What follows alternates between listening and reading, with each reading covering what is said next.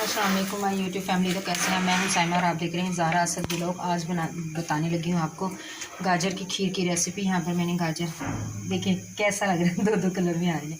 गाजर कद्दूकश कर ली हैं और यहाँ पर मैंने गिरी और बादाम तोड़ कर रखे हैं और यहाँ पर चावल भिगो के पीस लिए थे और यहाँ पर मैंने दूध को बॉयल कर लिया और इसके अंदर चावल ऐड कर दिए हैं। कुछ जो पीस कर रखे थे चावल वो ऐड करके अभी पकाऊंगी इसको। ये पकाती हूँ, इसके बाद इसमें जो जो चीज़ें ऐड करूँगी आपके साथ शेयर करती हूँ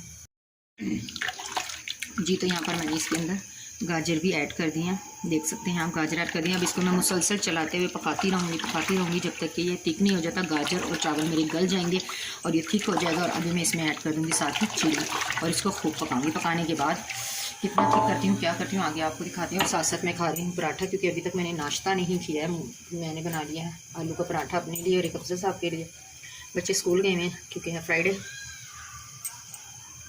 और मैं ये 11वीं का ख़त्म दिलाने के लिए खीर बना रही हूँ।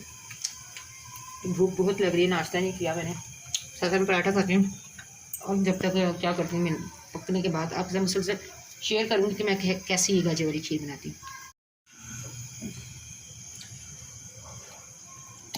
जी। तो मैंने इसमें थोड़ा सा चंद ड्रॉप्स ये केवड़ एसेंस मैंने ऐड कर दिया है और अब मैं इसमें ऐड करने लगी हूँ गिरी और बादाम। देखिए ठीक है, गिरी बादाम भी ऐड कर दिया और इसको मुसलसल पकाऊंगी दोबारा से। Welcome back guys. तो ये देखें, आप देख सकते हैं कि यहाँ पर जो है मेरी जो खीर है, यहाँ पर खीर देखें, गाजर की खीर रेडी हो चुकी है और ये है इसका फाइनल लुक।